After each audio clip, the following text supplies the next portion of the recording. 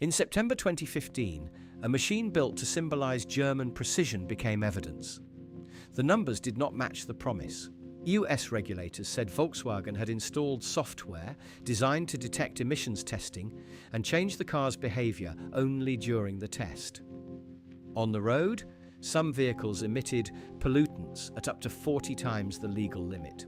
Volkswagen sold diesel as a clever compromise.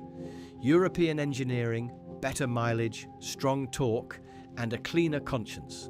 The FTC later said, Volkswagen deceived consumers for roughly 7 years, marketing more than 550,000 diesel cars in the US as low-emission, environmentally friendly, compliant with standards, and likely to hold their value. The trick was not visible in the showroom. Prosecutors said the cars used a defeat device, software that could detect when a vehicle was being tested by regulators and then switch into a cleaner operating mode. DOJ said the scheme reached about 590,000 diesel vehicles in the United States, and that Volkswagen also lied to regulators and customers while obstructing the investigation. In January 2017, DOJ announced Volkswagen would plead guilty to 3 criminal felony counts and pay a $2.8 billion criminal penalty. It also agreed to $1.5 billion in separate civil resolutions of environmental, customs, and financial claims. The charges included conspiracy, obstruction of justice, and importing cars into the United States by false statements about emissions compliance. The guilty plea was accepted in March 2017, and the sentence was finalized in April.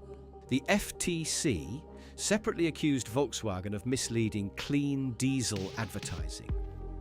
By 2020, the agency said Volkswagen and Porsche had repaid consumers more than $9.5 billion under its orders. Then came the securities angle. The SEC said Volkswagen's US finance subsidiary made false and misleading statements, while billions in bonds were sold during the deception. In 2024, the SEC obtained a final judgment totaling $48.75 million.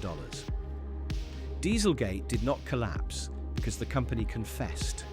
It collapsed because outside testing and regulator scrutiny forced the contradiction into daylight. EPA issued its notice of violation on September 18, 2015. From there, the scandal widened. Engineers were charged, executives were indicted, and Volkswagen was placed on probation with an independent compliance monitor. The monitor's role was not symbolic. It existed because prosecutors believed the failure was systemic enough to require outside supervision. Volkswagen later announced the monitorship was completed in 2020.